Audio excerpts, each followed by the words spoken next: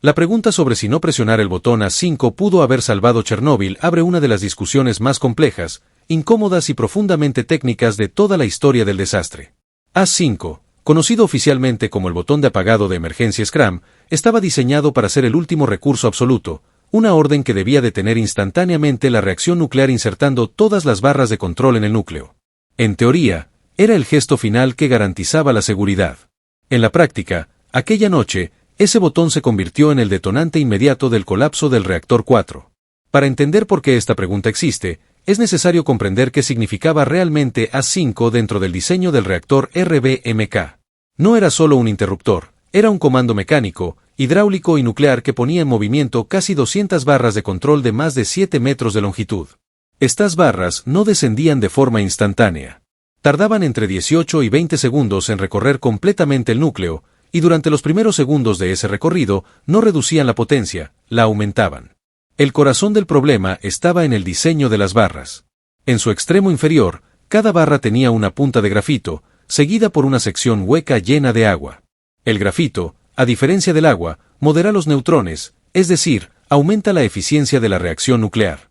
Cuando A5 fue presionado, esas puntas de grafito entraron primero en el núcleo, desplazando agua absorbente y creando un pulso masivo de reactividad positiva justo en la zona inferior del reactor. En condiciones normales de potencia, este efecto era pequeño y manejable. Pero el reactor no estaba en condiciones normales.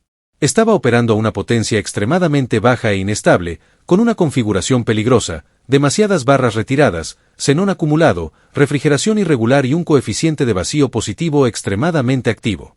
El núcleo era, literalmente, una bomba latente. Aquí surge la pregunta clave. ¿Qué habría pasado si A5 no se hubiese presionado? En ese momento exacto, el reactor ya mostraba señales claras de inestabilidad.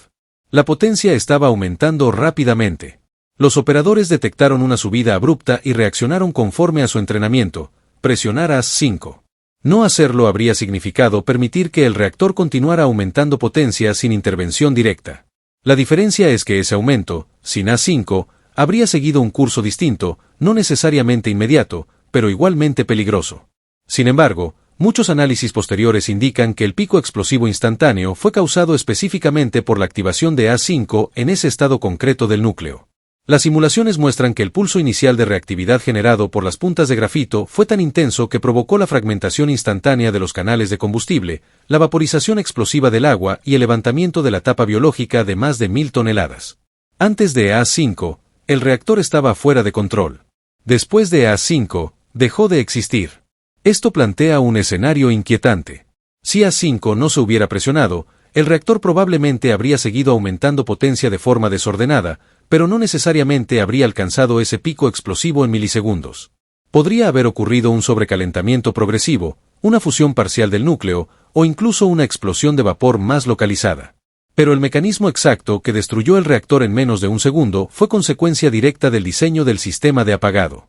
El botón destinado a salvar el reactor actuó como un acelerador nuclear durante los primeros segundos. Es importante entender que los operadores no sabían esto. El efecto positivo inicial de las barras era un secreto de diseño. No figuraba claramente en los manuales, no se enseñaba en el entrenamiento operativo, y no se consideraba un riesgo significativo por los ingenieros soviéticos. Desde la perspectiva humana y operativa, presionar A5 era la única decisión lógica posible. El dilema no es error humano versus error técnico. Es una colisión directa entre ambos. El operador actuó correctamente según las reglas conocidas. El reactor respondió de una forma que nadie en la sala de control podía anticipar. Otra capa crítica del problema es el coeficiente de vacío positivo del RBMK. A medida que el agua comenzaba a hervir, se formaban burbujas de vapor que, en lugar de frenar la reacción, la intensificaban. Esto significaba que cualquier aumento de temperatura generaba más potencia, que a su vez generaba más calor, en un ciclo de retroalimentación violenta. A5, al desplazar agua con grafito, alimentó ese ciclo justo en su punto más vulnerable. La pregunta entonces deja de ser ¿no presionar A5 habría salvado Chernóbil? Y se transforma en algo mucho más inquietante. ¿Existía alguna acción humana posible que pudiera haber salvado el reactor en ese momento? Muchos físicos nucleares coinciden en que, para el instante en que A5 fue presionado, el reactor ya estaba en un estado prácticamente irrecuperable. No presionar el botón habría retrasado el colapso, cambiado su forma, quizá reducido la violencia inmediata, pero no eliminado el desastre. El sistema estaba demasiado comprometido, térmicamente, nuclearmente y estructuralmente. El verdadero fallo no fue el botón, sino el hecho de que un botón de emergencia pudiera destruir un reactor bajo ciertas condiciones. Ningún sistema nuclear moderno permite eso. Chernóbil sí. A5 se convirtió así en un símbolo perverso, el último acto humano antes del silencio, una acción diseñada para salvar, ejecutada correctamente, que terminó siendo el detonante final. No por negligencia, no por ignorancia individual, sino por un diseño que violaba principios básicos de seguridad nuclear. La tragedia de A5 no está en haber sido presionado, sino en que existiera un escenario donde presionarlo fuera letal. Y esa es una de las revelaciones más perturbadoras de todo Chernóbil. El reactor podía comportarse de manera fatal exactamente cuando los operadores hacían lo correcto. En ese instante, la física tomó el control absoluto. El tiempo humano dejó de importar. La reacción se volvió más rápida que cualquier acción, más violenta que cualquier procedimiento, y más destructiva que cualquier error previo. A5 no fue el comienzo del desastre, pero sí fue el punto en el que la historia dejó de ser controlable por manos humanas y pasó a ser gobernada únicamente por las leyes implacables de la física nuclear. Para profundizar aún más en este punto, es necesario situarse exactamente en los segundos previos a la activación de A5, cuando el reactor 4 se encontraba en una condición que, desde el punto de vista de la ingeniería nuclear, puede describirse como extremadamente anómala y peligrosamente inestable. La potencia había caído previamente a niveles casi nulos debido al envenenamiento por xenón 135, y luego fue forzada artificialmente a subir mediante la retirada excesiva de barras de control. Esto creó una configuración del núcleo que jamás había sido probada experimentalmente en un RBMK real. En ese momento, el reactor no estaba funcionando como un sistema uniforme. Existían zonas del núcleo con reactividad muy alta y otras prácticamente apagadas. Esta distribución irregular significaba que el reactor no respondía como un todo, sino como múltiples regiones reaccionando de manera independiente. Desde el punto de vista físico, esto es una pesadilla. Cualquier intervención global, como A5, podía generar efectos locales violentos imposibles de predecir con instrumentos de la época. Cuando se analiza la hipótesis de no presionar A5, surge una pregunta clave. ¿Habría continuado el aumento de potencia de manera progresiva o se habría estabilizado temporalmente? Los registros indican que, justo antes de A5, la potencia estaba aumentando rápidamente, pero aún dentro de rangos que los instrumentos podían mostrar. Sin embargo, esos instrumentos no podían medir picos locales de reactividad dentro del núcleo. Es decir, el reactor podía estar experimentando explosiones de potencia internas sin que los operadores lo supieran. Esto implica que, incluso sin A5, el núcleo podría haber sufrido fallas mecánicas internas, ruptura de canales de combustible, deformación de tubos de presión, ebullición violenta del refrigerante. Aquí entra un elemento fundamental, el agua como refrigerante y moderador. En el RBMK, el agua cumplía un doble rol, pero de manera peligrosa. Cuando el agua se calentaba y comenzaba a hervir, dejaba de absorber neutrones, lo que incrementaba la reacción nuclear. Sin A5, el aumento de potencia habría seguido calentando el núcleo, generando más vapor, lo que a su vez habría aumentado la reactividad. El proceso no se detenía solo. Era un ciclo autoacelerado. Esto sugiere que, incluso sin presionar el botón, el reactor probablemente habría entrado en un evento de excursión de potencia, aunque posiblemente con una dinámica diferente. Tal vez no una explosión instantánea en milisegundos, pero sí una secuencia de fallos estructurales progresivos que habrían terminado en una ruptura catastrófica del núcleo. Otro aspecto crítico es el tiempo humano frente al tiempo nuclear. Las reacciones nucleares ocurren en fracciones de segundo. Los operadores trabajaban en escalas de segundos y minutos. Cuando la potencia comenzó a subir de forma abrupta, el margen de reacción humana ya era prácticamente inexistente. A5 fue presionado porque no hacerlo significaba aceptar una pérdida total de control. En ese sentido, el botón no fue una decisión impulsiva, sino una reacción tardía a un proceso que ya había comenzado. Sin embargo, el diseño del RBMK convertía esa reacción tardía en algo letal. Al introducir las barras lentamente y con grafito a la punta, el sistema creó un frente de reactividad positiva que recorrió el núcleo desde abajo hacia arriba. Este fenómeno generó un aumento de potencia localizado tan intenso que rompió instantáneamente los canales de combustible. El agua se vaporizó de forma explosiva, generando la primera explosión de vapor. Segundos después, la exposición del grafito al aire provocó incendios masivos y una segunda explosión aún más destructiva. Aquí aparece un elemento clave en la discusión. A5 no fue una causa aislada, fue un amplificador. El reactor ya estaba en una trayectoria de colapso. AS-5 no inició esa trayectoria, pero la convirtió en una catástrofe inmediata e irreversible. Sin AS-5, el colapso podría haber sido más lento, más caótico, quizá menos explosivo en un primer instante, pero no necesariamente menos grave a largo plazo. La liberación de material radiactivo podría haber sido distinta en forma, pero no inexistente. Los análisis posteriores muestran que no existía un escenario seguro en ese punto. El reactor había sido llevado más allá de sus límites de diseño. Las salvaguardas estaban desactivadas. Las condiciones operativas violaban múltiples normas fundamentales de seguridad nuclear. AS-5 fue simplemente el último eslabón de una cadena que ya no tenía retorno. Lo más inquietante de todo este análisis es que, desde el punto de vista del operador, no presionar AS-5 habría sido una violación grave del protocolo. Es decir, la única acción que podría haber evitado el pico explosivo inmediato habría sido, paradójicamente, una desobediencia consciente a las reglas de seguridad. Y aún así, no hay certeza de que esa desobediencia hubiera salvado el reactor. Esto convierte a Chernóbil en un caso único en la historia de la ingeniería, un sistema donde seguir las normas podía matar, y romperlas tampoco garantizaba la salvación. Un sistema sin salida segura. La pregunta entonces deja de centrarse en el botón y se desplaza hacia algo más profundo. ¿Cómo fue posible que un reactor nuclear permitiera un estado donde ninguna acción humana pudiera evitar la destrucción?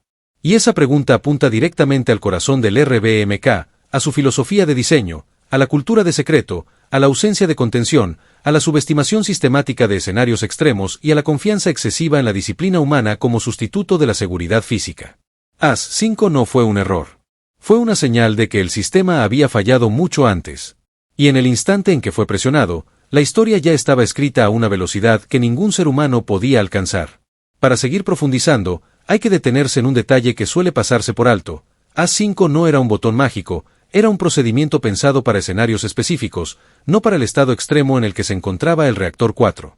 El RBMK estaba diseñado bajo la premisa de que nunca operaría en configuraciones tan inestables, y por eso muchas de sus vulnerabilidades no eran visibles para los operadores. El sistema asumía disciplina humana perfecta y condiciones técnicas razonables. Cuando ambas fallaron al mismo tiempo, AS-5 quedó expuesto como lo que realmente era, una herramienta peligrosa fuera de su rango de diseño. En los segundos previos a la activación del botón, el reactor se encontraba en lo que algunos físicos llaman un estado metastable extremo. Esto significa que, aunque parecía estar funcionando, cualquier perturbación, incluso una diseñada para apagarlo, podía desencadenar una reacción violenta. El núcleo estaba cargado de energía potencial, distribuida de forma irregular, con regiones donde la reactividad estaba peligrosamente concentrada. En este contexto, AS-5 actuó como un martillo sobre un cristal ya agrietado. Otro elemento crucial es el tiempo de inserción de las barras. 20 segundos pueden parecer poco para un ser humano, pero para un reactor nuclear es una eternidad. En reactores occidentales, los sistemas Scram insertan barras en apenas 2 o 3 segundos, y sin elementos moderadores en la punta. El RBMK, en cambio, confiaba en una inserción lenta y progresiva, algo completamente incompatible con una excursión rápida de potencia.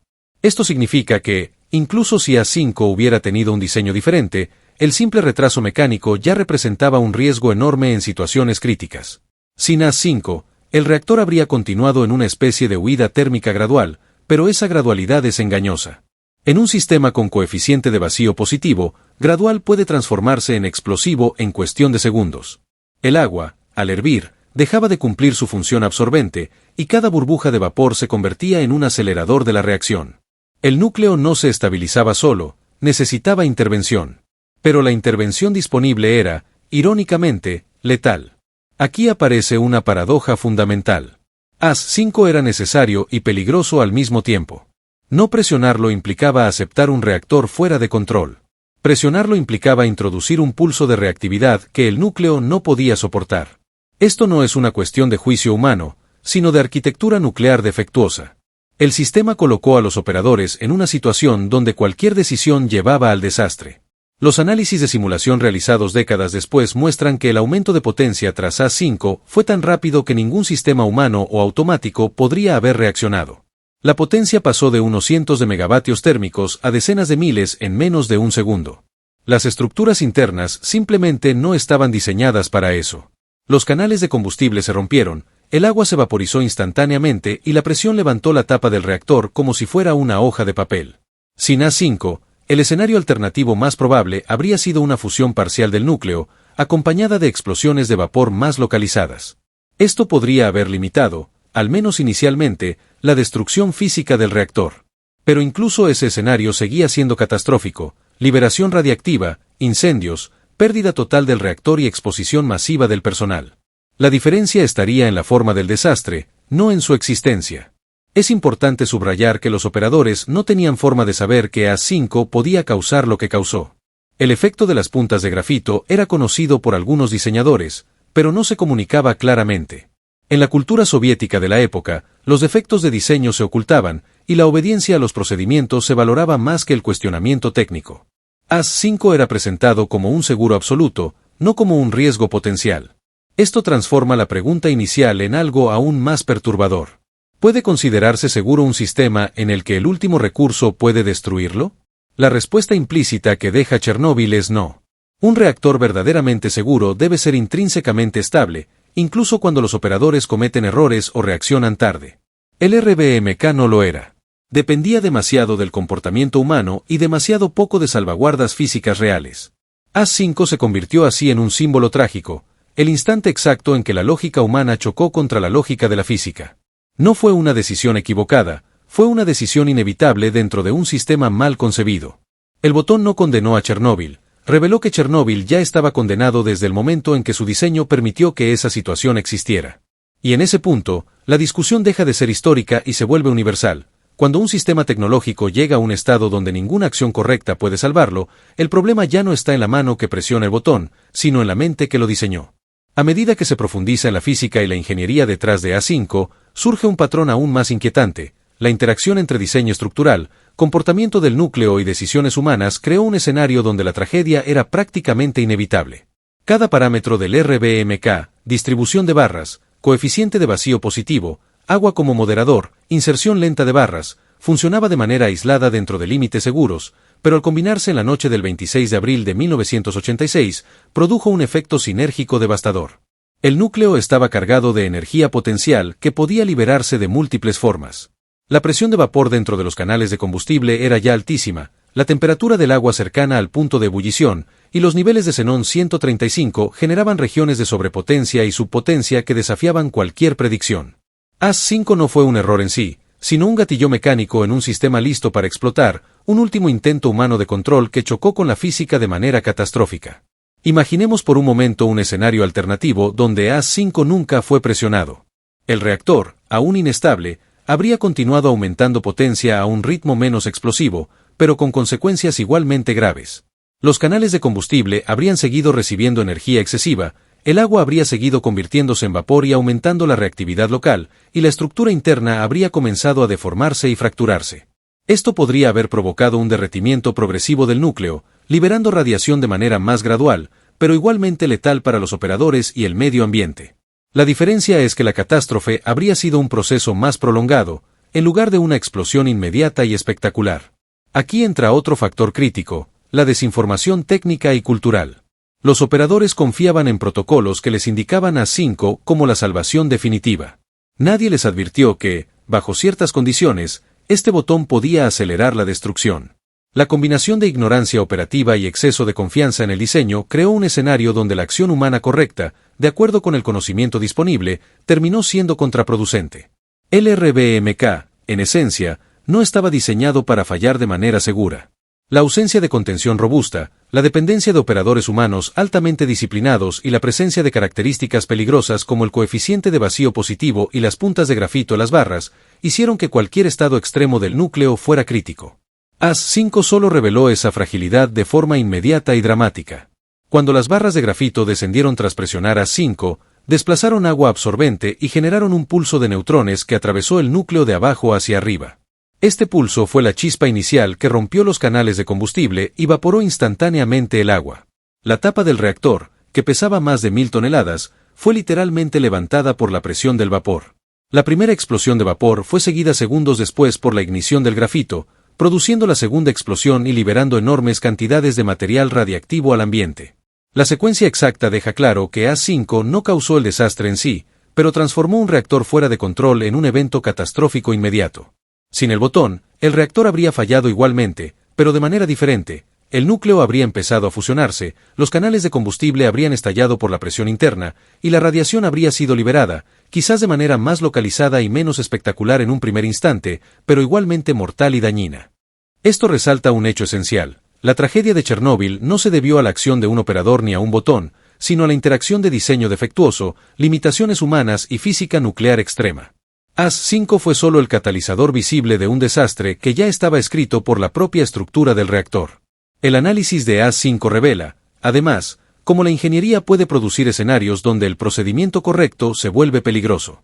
Este principio ha influido en el diseño de todos los reactores nucleares modernos. Ningún sistema crítico debe depender de la acción humana como último recurso de seguridad, y ninguna acción de emergencia debe ser capaz de desencadenar una catástrofe inmediata si el sistema ya está fuera de control. Chernóbil, con AS-5 como protagonista, se convierte así en una lección histórica, un ejemplo extremo de cómo la combinación de diseño defectuoso, cultura de seguridad inadecuada y complejidad física puede crear situaciones donde ninguna acción humana puede salvar el sistema. AS-5 no fue el error, fue la manifestación tangible de que el reactor estaba irremediablemente condenado desde el momento en que se alcanzaron ciertas condiciones críticas. Lo que ocurrió inmediatamente después de presionar AS-5 es un verdadero desglose de física extrema, donde cada segundo tuvo consecuencias críticas y aceleradas más allá de la percepción humana. El botón, diseñado como medida de emergencia, inició un pulso de reactividad positiva localizado en la base del núcleo debido a las puntas de grafito de las barras de control. Esto no fue un incremento uniforme de potencia, fue un aumento explosivo en zonas específicas, mientras otras partes del reactor permanecían relativamente inactivas. Esta irregularidad creó tensiones internas masivas en los canales de combustible y el sistema de refrigeración. En los primeros 0,2 segundos, la potencia en los canales más afectados se disparó de unos cientos de megavatios térmicos a más de 30.000 megavatios, liberando energía suficiente para vaporizar instantáneamente los 1.200 toneladas de agua de refrigeración contenida en los canales. La presión aumentó de manera exponencial, generando lo que los ingenieros llaman una explosión de vapor inicial, capaz de levantar la tapa del reactor, que pesaba más de 1.000 toneladas, y romper los conductos superiores. Este evento fue prácticamente instantáneo, un estallido mecánico nuclear que no podía ser mitigado por ninguna intervención humana.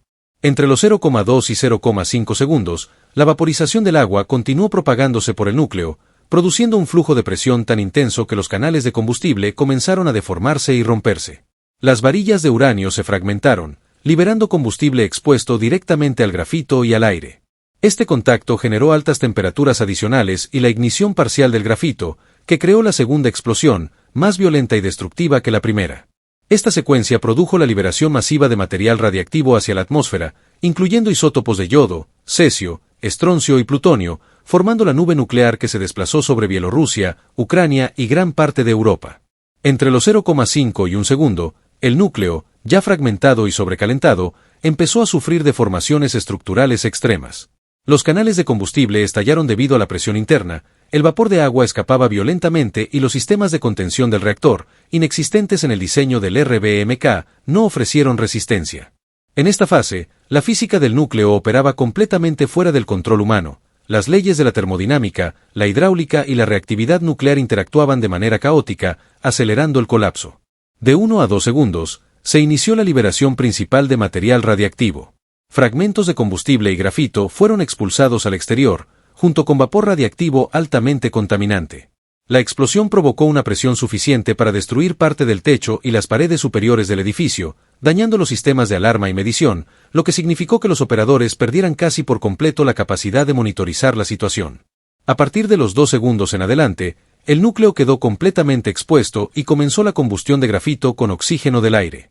Esta combustión continuó durante horas, intensificada por corrientes de aire que entraban a través de las estructuras destruidas, liberando radiación a niveles catastróficos. Las mediciones posteriores indicaron que la liberación total de radiactividad alcanzó entre 5 y 10 veces lo que se había liberado en Hiroshima. Durante todo este proceso, los operadores en la sala de control, Toptunov, Akimov y otros, estaban enfrentando niveles de radiación que superaban con creces lo mortal. Sus decisiones y acciones, como intentar reiniciar sistemas de enfriamiento o ventilar el núcleo, se realizaron en medio de la confusión total y el colapso físico del edificio, mientras sufrían síntomas severos de radiación, mareos, náuseas, fatiga extrema y pérdida progresiva de coordinación. Cada microsegundo tras la activación de AS-5 fue un recordatorio de que el reactor había alcanzado un punto de no retorno. La interacción de la física nuclear, la mecánica de los sistemas internos y la presión del agua convertida en vapor creó un escenario en el que la catástrofe era inevitable. La acción humana dejó de tener relevancia práctica, la tragedia se estaba desarrollando según leyes universales, no según decisiones humanas. Lo más aterrador de este análisis es que, aunque A5 aceleró la destrucción, sin él el núcleo habría colapsado igualmente, quizás de forma menos espectacular pero igual de letal. Las simulaciones modernas sugieren que la diferencia principal radica en la velocidad y la forma de la liberación de energía y radiación, pero no en la inevitabilidad del desastre. A medida que avanzaban los minutos posteriores a la activación de A5, la secuencia de eventos en el reactor 4 de Chernóbil se desarrollaba como una cadena de colapsos físicos y químicos completamente incontrolable. Tras la explosión inicial de vapor y la ignición parcial del grafito, el núcleo estaba expuesto directamente al aire. Los fragmentos de combustible irradiado comenzaron a desprender calor intenso, generando nuevas nubes de vapor y fragmentos radiactivos que se elevaban rápidamente por el edificio destruido. Durante los primeros 5 minutos, la presión residual dentro de los canales de combustible continuó aumentando, provocando una segunda serie de explosiones localizadas. Estas no fueron tan visibles como la explosión inicial, pero sí lo suficientemente potentes para romper los sistemas de ventilación, abrir grietas en la estructura de hormigón y lanzar más material radiactivo al entorno inmediato. Cada grafito liberado llevaba consigo una carga de radiación letal, creando un campo de radiación extrema dentro y alrededor del edificio. Entre los 5 y los 10 minutos posteriores, los sistemas de contención ya habían sido destruidos en su mayor parte. La combustión del grafito se propagó por las secciones dañadas del reactor, manteniendo un fuego nuclear continuo. Este fuego era autoalimentado, el grafito y el combustible proporcionaban energía, mientras el oxígeno entraba por las grietas y los agujeros formados por la explosión inicial. La liberación de radiactividad aumentó de manera exponencial, y la nube nuclear comenzó a ascender, arrastrada por las corrientes de aire y la temperatura extrema generada por la combustión interna. Al mismo tiempo, los operadores que permanecían en la sala de control intentaban medidas desesperadas.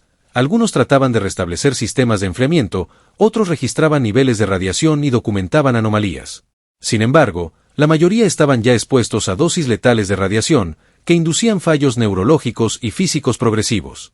En cuestión de minutos, varios operadores colapsaron por los síntomas de radiación aguda, mareos, vómitos, desorientación y pérdida de coordinación motora. La acción humana estaba completamente limitada frente a la magnitud de la reacción nuclear en curso. Entre los 10 y los 20 minutos posteriores, el núcleo continuaba fragmentándose. Las barras de combustible colapsadas liberaban más neutrones y calor, aumentando la temperatura interna de manera irregular. Algunas secciones del núcleo alcanzaron temperaturas superiores a los 2000 grados centígrados, provocando una fusión parcial del material. El vapor generado continuaba expandiéndose por el edificio, destruyendo tuberías y conductos, y arrastrando partículas radiactivas hacia la atmósfera. En esta fase, los efectos físicos comenzaron a propagarse más allá del reactor mismo. La explosión inicial había destrozado parcialmente el techo y paredes, permitiendo que la radiación se dispersara en la zona inmediata. Las partículas de combustible y grafito caliente cayeron sobre la plataforma de trabajo, el terreno circundante y las instalaciones anexas. La radiación gamma y los neutrones emitidos en cada microsegundo superaban cualquier capacidad de protección disponible en la sala de control o el exterior cercano. Durante los siguientes 30 minutos, la combustión del grafito continuó, manteniendo un fuego nuclear que no podía ser extinguido con métodos convencionales. La liberación de radiactividad alcanzó niveles de decenas de millones de curies, y la nube se desplazó lentamente por las cercanías de Pripyat, mientras la población comenzaba a experimentar exposiciones iniciales. Los equipos de respuesta aún no tenían idea de la magnitud real del desastre. Los instrumentos se saturaban o fallaban debido a la intensidad extrema de radiación, haciendo que la evaluación del evento fuera casi imposible. Cada hora que pasaba, el núcleo seguía cambiando de forma. Fragmentos de combustible caían dentro de los canales destruidos, se producían ebulliciones de agua remanente, y la interacción entre grafito, aire y vapor generaba nuevos focos de calor. La nube de radiación se elevaba miles de metros, transportada por corrientes atmosféricas, y comenzaba a dispersar isótopos como yodo 131, cesio 137 y estroncio 90 hacia el exterior. La propagación inicial marcó el comienzo de la contaminación masiva que afectaría a Ucrania, Bielorrusia y parte de Europa del Este. Durante este tiempo, los equipos de bomberos y primeros respondedores llegaban al lugar, sin conocimiento pleno del alcance del desastre. Los bomberos entraron al sitio sin equipo especializado para radiación, exponiéndose a dosis mortales en cuestión de minutos. Su intervención, aunque heroica, ilustraba la absoluta imprevisibilidad y peligrosidad de la situación. Un incendio nuclear no es un incendio común, y cada contacto directo con materiales expuestos multiplicaba el riesgo de enfermedad o muerte inmediata. Entre la primera y la segunda hora, la estructura del reactor continuaba colapsando progresivamente. Se formaron grietas, fragmentos de hormigón cayeron, y el núcleo parcialmente fundido interactuaba con cualquier agua residual, generando explosiones secundarias de vapor más pequeñas pero peligrosas. La radiación seguía aumentando en las cercanías, y cualquier medición se volvía rápidamente obsoleta debido a la saturación de los instrumentos. Este periodo crítico deja claro que, aunque A5 aceleró el colapso inicial, el reactor ya había alcanzado un estado irreversible. La combinación de diseño defectuoso, coeficientes de vacío positivos, disposición de barras de grafito y errores operativos acumulados creó un escenario donde ninguna intervención humana podría haber detenido la catástrofe. La física tomó control absoluto. Presión, temperatura y reactividad nuclear se desarrollaron en una secuencia que nadie podía detener. Los minutos y horas posteriores muestran cómo la tragedia se transformó de un colapso nuclear instantáneo a un desastre prolongado. El fuego continuaba, la radiación se expandía y la estructura se fragmentaba. Cada acción humana, desde operadores hasta bomberos, se enfrentaba a límites físicos y biológicos extremos.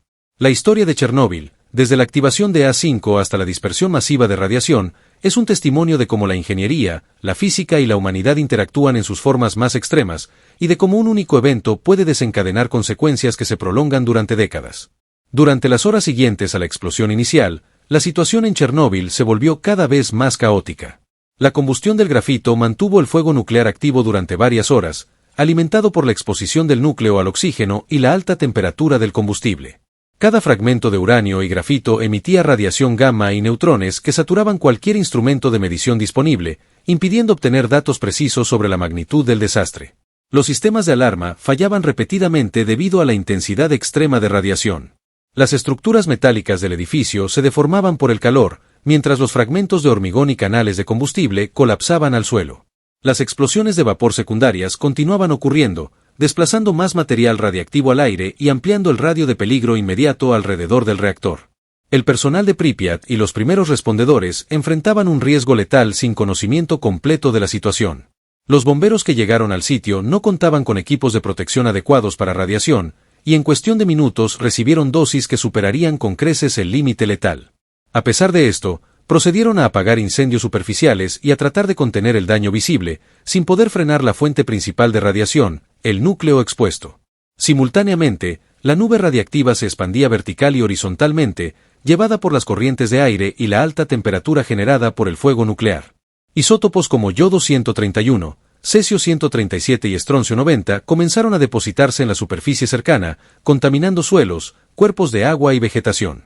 La exposición temprana de los habitantes de la región se incrementó rápidamente, aunque en muchos casos permanecieron sin conocimiento de su riesgo hasta horas o días después. En el transcurso del primer día, la estructura del reactor continuó deteriorándose. Los canales de combustible restantes se deformaban y se derretían, produciendo nuevos focos de vapor y pequeñas explosiones localizadas. Cada fase de colapso liberaba más radiación y materiales radiactivos, incrementando la contaminación ambiental y complicando cualquier intento de contención. A medida que avanzaban las primeras 24 horas, el patrón de destrucción se estabilizó parcialmente en cuanto a la mecánica. El núcleo parcialmente fundido se asentó sobre la base del reactor, los fragmentos de grafito y combustible se enfriaban lentamente por la interacción con restos de agua y vapor, pero el fuego persistía.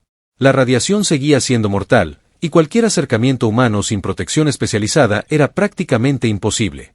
Los esfuerzos de contención inicial, que incluían rociar agua y arena sobre el reactor, comenzaron a mitigar ciertos focos de combustión superficial, pero no podían afectar el núcleo directamente.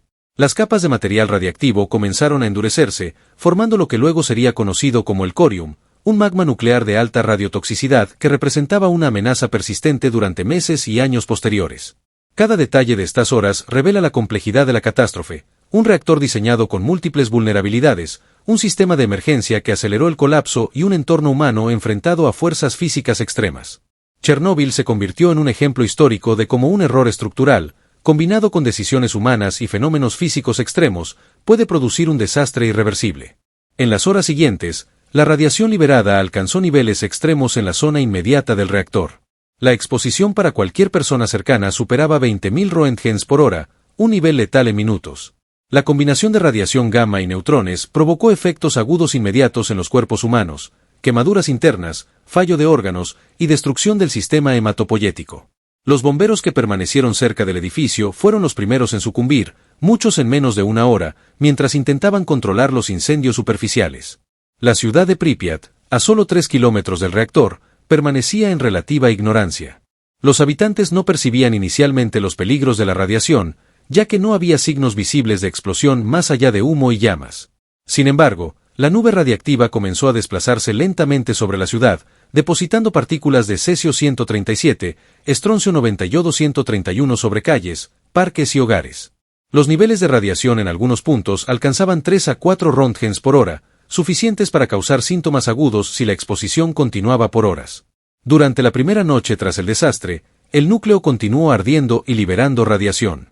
El grafito, altamente inflamable, mantuvo el fuego nuclear activo durante más de 24 horas, mientras los fragmentos de combustible colapsaban dentro del reactor.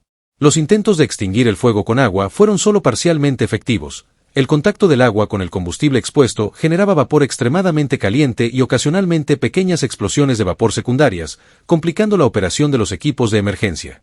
Al mismo tiempo, el corium, mezcla fundida de combustible y grafito, comenzó a asentarse sobre la base del reactor, alcanzando temperaturas superiores a 2500 grados centígrados en puntos críticos. Esta masa fundida produjo emisiones continuas de radiactividad y liberó partículas al aire a través de grietas en la estructura del edificio. La exposición de los primeros equipos de respuesta alcanzaba dosis de 500 a 600 róntgens en menos de 30 minutos, niveles que provocaban daño grave al sistema nervioso central y colapso cardiovascular. Mientras tanto, la nube radiactiva continuó expandiéndose hacia Bielorrusia y Ucrania, llevando contaminantes a zonas rurales y bosques cercanos. La deposición de yodo-131 comenzó a afectar la cadena alimentaria. Pastos, ganado y agua se contaminaban rápidamente, anticipando los efectos de salud que se manifestarían días y semanas después en la población humana y animal. El personal de planta, incluidos operadores y técnicos, trabajaba bajo niveles de radiación letal sin saberlo completamente. Sus registros indican que intentaban activar bombas de agua, reiniciar sistemas de ventilación y monitorear las lecturas de radiación, mientras sus cuerpos sufrían daño celular irreversible. En cuestión de horas, varios operadores presentaban síntomas severos de síndrome de irradiación aguda, vómitos, diarrea, fiebre alta y sangrado interno. Cada explosión de vapor residual y cada foco de grafito en combustión contribuían a mantener un ambiente de extrema toxicidad radiactiva. La radiación acumulada en la zona circundante superaba rápidamente cualquier límite humano de seguridad, y la dispersión de partículas finas elevadas por la convección atmosférica permitió que el desastre se expandiera kilómetros más allá del perímetro inmediato del reactor. Los registros posteriores muestran que, en las primeras 12 horas, el reactor había liberado entre 50 y 70% del total estimado de material radiactivo, incluyendo isótopos de larga vida como cesio-137 y estroncio 90, que permanecerían peligrosos durante décadas. La magnitud del evento comenzó a superar cualquier capacidad de respuesta humana, y se hizo evidente que el colapso del reactor no podía ser contenido con los métodos disponibles en ese momento. El fuego del grafito continuó durante todo el día siguiente, mientras que la estructura del edificio se seguía degradando progresivamente. Fragmentos de combustible fundido y grafito continuaban desprendiéndose al exterior, arrastrados por corrientes de aire, creando nuevos focos de contaminación y aumentando el alcance de la nube radiactiva. La radiación se convirtió en un enemigo invisible, atacando tanto a los cuerpos humanos como al entorno natural. Cada minuto que pasaba significaba una exposición adicional que comprometía la vida de los trabajadores, bomberos y pobladores cercanos. La tragedia de Chernóbil no se limitaba a la explosión inicial, se trataba de un proceso prolongado y en expansión, con consecuencias inmediatas y de largo plazo para el ecosistema, la salud humana y la ingeniería nuclear en todo el mundo. Mientras avanzaban las primeras 24 horas, la complejidad del desastre se volvió cada vez más evidente.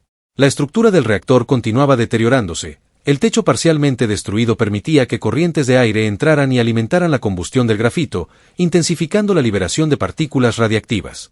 Fragmentos de combustible y grafito incandescente caían al suelo del reactor, generando puntos de radiación extremadamente concentrada que superaban 10.000 róntgens por hora en su proximidad inmediata. Los bomberos que permanecían cerca, aunque héroes en sus intentos de controlar el fuego, se veían incapacitados rápidamente por la exposición directa. Muchos sucumbieron al síndrome de irradiación aguda en cuestión de horas, mientras intentaban apagar llamas superficiales que no afectaban directamente al núcleo fundido. La radiación neutrónica y gamma saturaba cualquier instrumento de medición, dificultando la evaluación del desastre y la planificación de acciones de emergencia. En Pripyat, la población comenzaba a experimentar los primeros efectos indirectos. Aunque no había síntomas inmediatos para la mayoría, la deposición de yodo 131 sobre cultivos, agua y pastos ya contaminaba la cadena alimentaria. La exposición prolongada, incluso sin contacto directo con el reactor, iba a provocar daños graves a la glándula tiroides, especialmente en niños y adolescentes.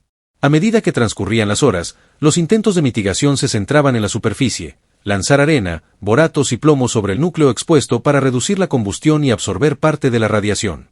Estas medidas tenían un efecto limitado. El corium fundido, con temperaturas superiores a 2500 grados centígrados, seguía emitiendo radiactividad y calor, mientras el grafito ardía parcialmente. La combinación de calor extremo, radiación intensa y la interacción con restos de agua generaba vapores radiactivos adicionales, incrementando la exposición de los equipos de emergencia y la población cercana. El núcleo fundido no solo representaba un peligro inmediato, sino que comenzaba a comprometer la integridad estructural del edificio.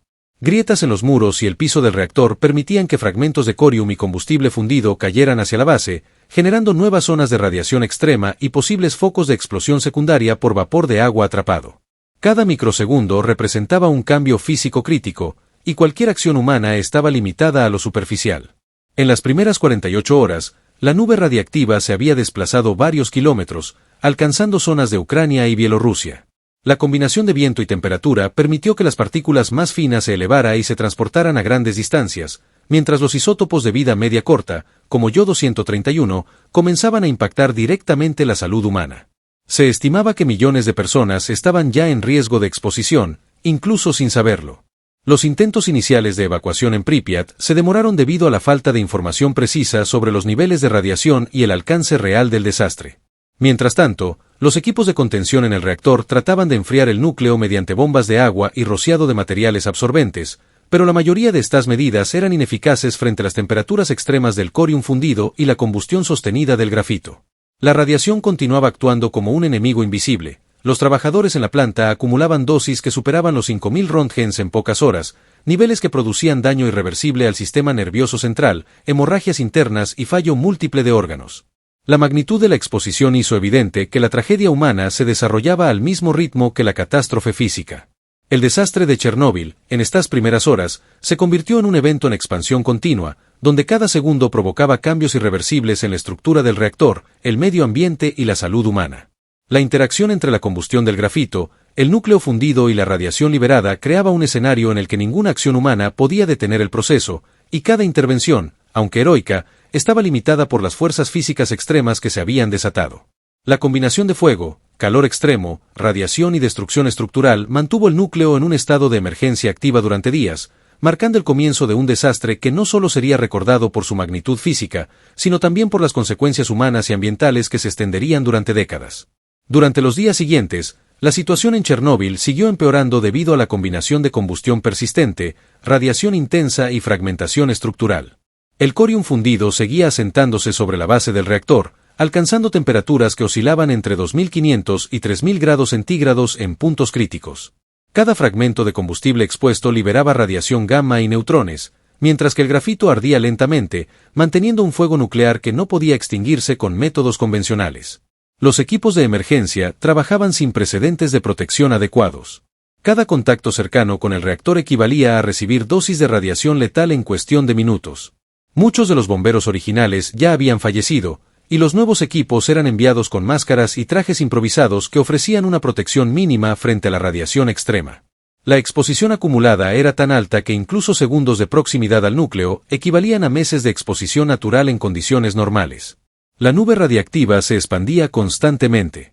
Los isótopos liberados, incluyendo cesio 137, estroncio 90 y yodo 131, se dispersaban no solo sobre Pripyat, sino hacia ciudades y regiones de Ucrania y Bielorrusia. La radiación se depositaba en suelos agrícolas, cuerpos de agua y vegetación, contaminando la cadena alimentaria y creando riesgos a largo plazo para la población humana y animal. Las primeras mediciones indicaban niveles de radiación ambiental de hasta 300.000 Röntgens en algunas zonas cercanas, cifras suficientes para causar muerte inmediata sin protección. Los intentos de contención se intensificaron, se lanzaron helicópteros para depositar toneladas de arena, plomo, boro y dolomita sobre el reactor. Cada operación era extremadamente peligrosa, los pilotos y tripulaciones estaban expuestos a radiación intensa y corrientes de aire cargadas de partículas radiactivas. Muchos de estos trabajadores sufrirían efectos graves de radiación aguda, incluyendo vómitos, quemaduras internas, fallo orgánico y muerte en días posteriores. El edificio del reactor, ya severamente dañado, continuaba fragmentándose. Fragmentos de hormigón, acero y combustible fundido caían al interior del núcleo y a los alrededores, creando focos de radiación extremadamente concentrada.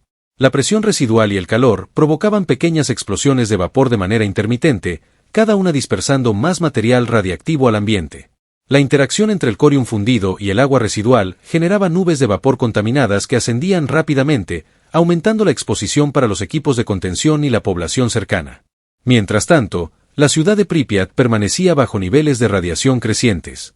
Las partículas radiactivas depositadas sobre calles, casas, parques y cultivos afectaban a personas que no tenían idea del peligro. Los primeros síntomas de exposición comenzaron a manifestarse en niños y adultos: náuseas, fatiga extrema, mareos y hemorragias internas. La falta de información oficial y la confusión inicial retrasaron la evacuación, aumentando el número de personas afectadas en los primeros días. El impacto ambiental comenzó a ser evidente. Animales y plantas expuestos a la radiación sufrían mutaciones y mortalidad masiva, y los ríos cercanos comenzaban a transportar partículas radiactivas hacia zonas más alejadas. La contaminación de los ecosistemas locales marcaría el inicio de un periodo prolongado de destrucción ambiental y riesgos para la salud humana, algunos de los cuales se prolongarían por décadas. En paralelo, la magnitud del desastre hizo evidente la vulnerabilidad de los sistemas nucleares de la época. La combinación de diseño defectuoso del RBMK, errores operativos, ausencia de contención y desconocimiento de los efectos del coeficiente de vacío positivo transformó una situación crítica en un evento catastrófico global. Cada minuto que pasaba reforzaba la idea de que la catástrofe no podía ser revertida, solo era posible mitigar parcialmente los efectos inmediatos mediante acciones heroicas y desesperadas de los equipos de respuesta. El fuego nuclear, la radiación y la desintegración estructural continuaron dominando el reactor durante los siguientes días. Cada intervención humana, desde bombeo de agua hasta lanzamiento de materiales absorbentes, solo lograba frenar parcialmente la liberación de radiación. La magnitud del desastre quedó grabada en la historia, un colapso progresivo de ingeniería, física y vida humana que demostraba, de manera devastadora, lo que ocurre cuando las leyes de la naturaleza y los errores humanos convergen en un reactor nuclear fuera de control. Durante los días posteriores, la radiación en las inmediaciones del reactor 4 permaneció en niveles catastróficamente altos, con mediciones que superaban los 20.000 röntgens por hora en zonas críticas, lo que hacía imposible cualquier operación prolongada sin causar daño inmediato a los trabajadores. Cada tarea debía realizarse con turnos de pocos segundos o minutos, utilizando equipos de protección insuficientes frente a la intensidad radiactiva del núcleo. El corium fundido, mezcla de combustible nuclear, grafito y fragmentos estructurales, continuaba asentándose sobre la base del reactor, alcanzando temperaturas que en algunos puntos superaban los 3.000 grados centígrados. Su interacción con restos de agua residual generaba vapor altamente radiactivo, que se filtraba a través de grietas en el edificio, incrementando la exposición de los equipos de contención y de cualquier persona en el área circundante. La nube radiactiva se dispersaba por los alrededores, alcanzando zonas rurales, bosques y cuerpos de agua. Los isótopos de cesio 137 y estroncio 90, de vida media larga, comenzaban a depositarse en el suelo y la vegetación, contaminando cultivos, pastos y ríos. La exposición inicial de la población humana aún era limitada por la distancia, pero el yodo 131 comenzó a impactar directamente la glándula tiroides, especialmente en niños, anticipando problemas de salud graves que se manifestarían semanas después. Los intentos de mitigación se volvieron más sistemáticos. Helicópteros lanzaban arena, plomo, boro y dolomita sobre el núcleo expuesto en un esfuerzo por sofocar la combustión del grafito y absorber parte de la radiación. Cada operación era extremadamente peligrosa. Pilotos y tripulaciones eran expuestos a radiación intensa y corrientes de aire cargadas de partículas radiactivas. Muchos sufrirían efectos graves de radiación aguda, incluyendo vómitos, quemaduras internas y fallo orgánico en los días posteriores. El edificio del reactor continuaba fragmentándose bajo la presión interna y el calor extremo. Fragmentos de hormigón y metal caían dentro del núcleo y al exterior, creando puntos de radiación concentrada que superaban cualquier escala de medición. Pequeñas explosiones de vapor surgían de manera intermitente, esparciendo más partículas radiactivas al ambiente y manteniendo la atmósfera extremadamente peligrosa. En Pripyat, los primeros síntomas en la población afectada empezaron a hacerse evidentes. Náuseas, mareos, fatiga y sangrado interno aparecían en personas expuestas a la nube radiactiva, aunque la evacuación masiva aún no se había completado. La confusión inicial y la falta de información oficial prolongaron la exposición de los habitantes, aumentando la gravedad de los efectos sobre la salud. Los efectos ambientales comenzaron a manifestarse, animales y plantas mostraban signos de mutación y mortalidad masiva, y los ríos cercanos transportaban partículas radiactivas a zonas más alejadas. La contaminación ambiental se expandía rápidamente, iniciando un periodo prolongado de destrucción ecológica y riesgos sanitarios que se prolongarían por décadas. La magnitud del desastre dejó en evidencia la vulnerabilidad de los sistemas nucleares de la época. La combinación de diseño defectuoso, errores humanos y falta de contención adecuada convirtió el accidente en un evento de consecuencias globales.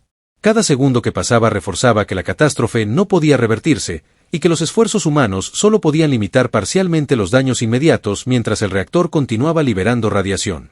Durante los siguientes días, el fuego nuclear persistió, el corium fundido siguió emitiendo calor y radiación, y la estructura del reactor continuó degradándose. Los equipos de emergencia, con turnos de exposición extremadamente cortos, lograban apagar focos superficiales y lanzar materiales absorbentes, pero la magnitud del desastre superaba cualquier capacidad de control. La historia de Chernóbil se consolidó como un ejemplo devastador de cómo la interacción de la física, la ingeniería y los errores humanos puede desencadenar un evento de consecuencias irreversibles para el medio ambiente y la humanidad. Conforme avanzaban los días posteriores a la explosión, los efectos acumulativos sobre el personal y el entorno se intensificaban. El corium fundido, ahora parcialmente asentado en la base del reactor, seguía emitiendo radiación gamma y neutrones a niveles extremas. Cualquier acercamiento directo durante más de unos pocos segundos equivalía a recibir dosis letales.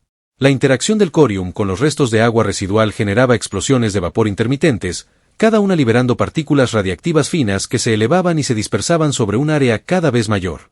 La nube radiactiva continuaba desplazándose, afectando extensas regiones de Ucrania y Bielorrusia.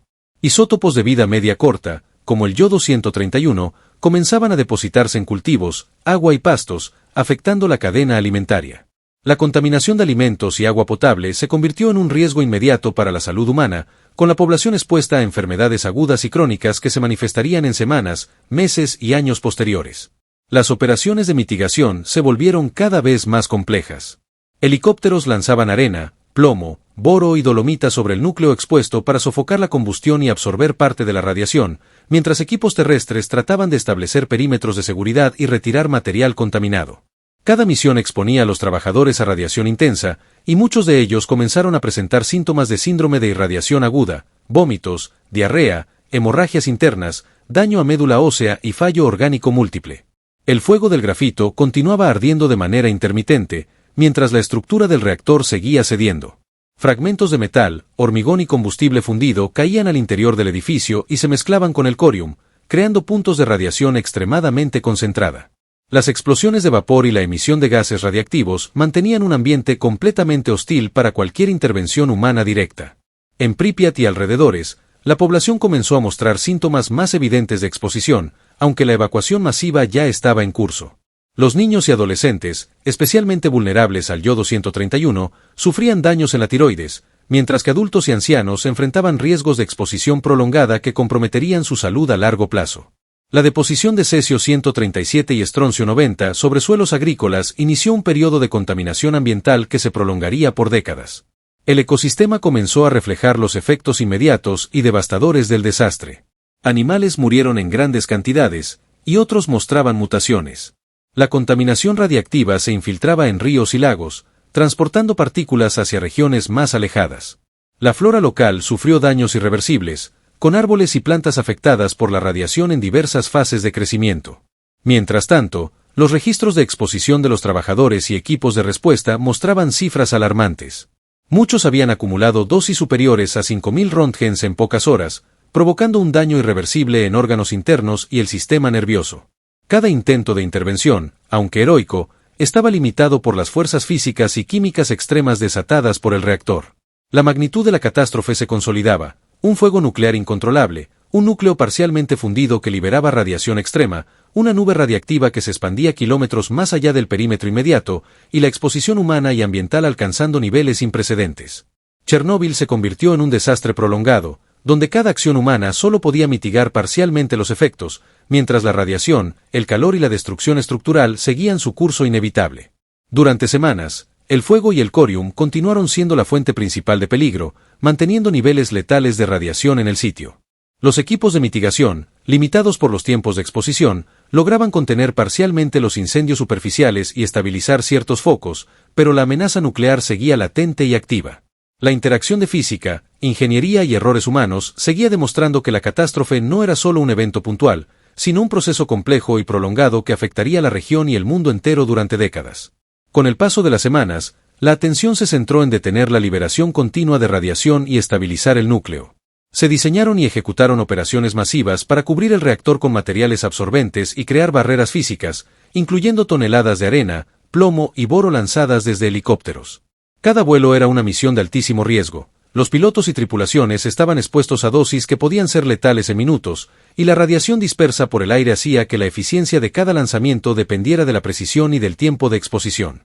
Mientras tanto, el corium fundido seguía asentándose lentamente, formando una masa de combustible nuclear parcialmente derretido, mezclado con grafito, hormigón y fragmentos metálicos, que alcanzaba temperaturas extremadamente altas. La interacción con restos de agua y vapor generaba nuevas emisiones radiactivas, y las pequeñas explosiones de vapor intermitentes continuaban esparciendo partículas finas sobre el área circundante. La ciudad de Pripyat y las localidades cercanas comenzaron a registrar los efectos de exposición prolongada. Aunque la evacuación había reducido la presencia de personas en las zonas más peligrosas, los primeros habitantes expuestos mostraban síntomas de radiación aguda, quemaduras internas, vómitos, sangrado, caída del cabello y daño severo a la médula ósea. La nube radiactiva ya se había desplazado más allá de Ucrania y Bielorrusia, llevando isótopos a regiones lejanas y contaminando extensas áreas agrícolas y forestales. El impacto ambiental se volvió evidente. Animales que sobrevivieron las primeras exposiciones murieron días después, mientras que plantas y árboles mostraban daños celulares y mutaciones. Los ríos y lagos transportaban partículas radiactivas, propagando la contaminación hídrica hacia zonas más alejadas. La deposición de cesio-137 y estroncio-90 comenzaba a crear un legado radiactivo que afectaría la flora, fauna y la salud humana durante décadas. Los esfuerzos humanos continuaban siendo heroicos, pero extremadamente limitados. Los equipos de respuesta rotaban constantemente para minimizar la exposición, utilizando trajes y máscaras que ofrecían protección parcial. Cada operación de mitigación debía calcularse con precisión milimétrica, ya que minutos adicionales de exposición podían resultar fatales. Durante este periodo, se comprendió la magnitud de la catástrofe. La combinación de diseño defectuoso del reactor, errores humanos y física nuclear extrema había generado un escenario que ninguna intervención convencional podía revertir por completo. El fuego nuclear, el corium fundido y la radiación liberada demostraban que la catástrofe no era un evento aislado, sino un proceso prolongado que se desarrollaba en múltiples frentes simultáneamente: físico, químico, biológico y ambiental. Cada día que pasaba, la liberación de radiación, la propagación de partículas radiactivas y la degradación estructural del reactor continuaban, consolidando un desastre que afectaría a generaciones futuras. La combinación de factores naturales, tecnológicos y humanos convirtió a Chernóbil en un ejemplo devastador de cómo un accidente nuclear puede evolucionar desde un evento inicial puntual hasta un fenómeno de consecuencias prolongadas, con impactos que abarcan desde la salud humana hasta la estabilidad ecológica y social de toda una región. La interacción continua entre el núcleo fundido, el fuego nuclear, la radiación y la destrucción estructural mantenía un escenario de extrema peligrosidad durante semanas, donde cada acción humana debía medirse al segundo para sobrevivir, y cada segundo de exposición adicional podía significar daño irreversible o muerte inmediata. El corium fundido había formado un magma nuclear altamente radiactivo, que lentamente se enfriaba y solidificaba en capas de varios metros de espesor. Sin embargo, seguía emitiendo radiación intensa y calor suficiente para mantener focos de combustión residual, que podían generar nuevas emisiones de partículas al aire si se rompían o se desplazaban. Cada operación de mitigación debía prever esta posibilidad, mientras equipos especializados medían constantemente los niveles de radiación y la integridad estructural del núcleo. La dispersión de radiación continuaba afectando no solo a Ucrania y Bielorrusia, sino también a partes de Rusia y Europa del Este.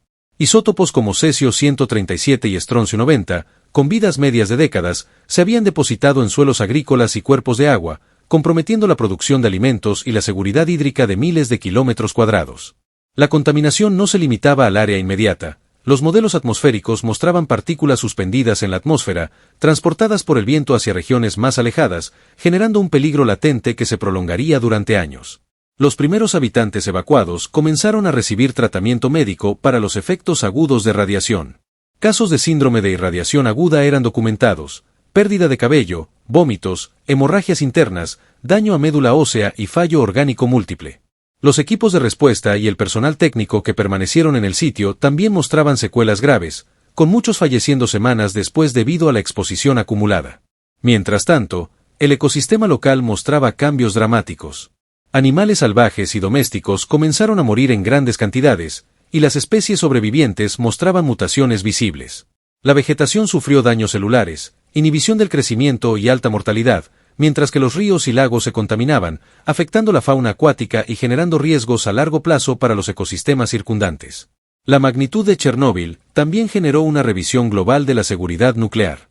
Expertos en energía nuclear, ingeniería y física de reactores comenzaron a analizar los errores de diseño, la operación insegura y la gestión de crisis que habían permitido que un accidente aislado se transformara en un desastre de dimensiones históricas. Cada hallazgo reforzaba la comprensión de la complejidad del desastre. No se trataba solo de una explosión, sino de un proceso prolongado y multidimensional que combinaba factores humanos, técnicos y naturales en un fenómeno catastrófico. La vegetación, en paralelo, muestra una recuperación heterogénea. Árboles deformados, plantas con crecimiento irregular y mutaciones celulares persisten como evidencia de la exposición extrema, mientras que nuevas especies colonizan áreas contaminadas, actuando como bioindicadores. La regeneración de la flora también ayuda a estabilizar los suelos y reducir la dispersión de partículas radiactivas, cumpliendo un rol ecológico que combina recuperación natural con control indirecto de la contaminación. El reactor, el sarcófago original y el corium fundido siguen siendo el epicentro de riesgos persistentes. La temperatura interna, la radiación residual y la interacción con los materiales de contención son monitoreadas constantemente mediante tecnología robótica avanzada. Los datos recopilados permiten ajustar estrategias de contención y realizar evaluaciones de seguridad a largo plazo, evitando posibles liberaciones accidentales de material radiactivo. En cuanto a los impactos humanos, los programas médicos y de seguimiento continúan documentando las secuelas en la población expuesta.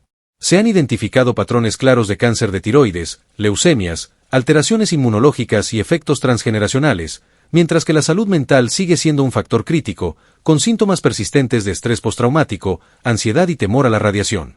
Esta información ha servido para diseñar mejores protocolos de respuesta a emergencias nucleares y programas de asistencia social para comunidades afectadas. La experiencia de Chernóbil ha transformado la ingeniería y seguridad nuclear internacional.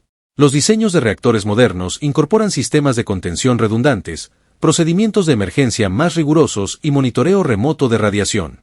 Cada accidente posterior es estudiado a la luz de lo aprendido en Chernóbil, asegurando que las lecciones del desastre de 1986 continúen salvando vidas y minimizando riesgos a escala global. La zona de exclusión sigue siendo un laboratorio ecológico y científico inigualable. Investigadores estudian la regeneración de ecosistemas, la adaptación biológica y los efectos prolongados de la radiación sobre flora y fauna.